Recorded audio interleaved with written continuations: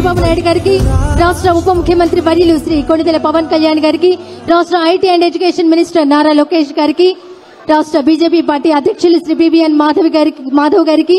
విచ్చేసినటువంటి గౌరవ మంత్రి వర్యులందరికీ, వేదిక మీద ఉన్న పెద్దలందరికీ ఇదే మా హృదయపూర్వక స్వాగతం. రాష్ట్ర ముఖ్యమంత్రి వర్యులకు అలాగే ఉప ముఖ్యమంత్రి వర్యులకు ఆటో డ్రైవర్ల చిహ్నమైనటువంటి వారి యూనిఫామ్ ను, కాకి చొక్కాలను ఆటో డ్రైవర్లే స్వయంగా అందజేయవలసిందిగా కోరుతున్నాం.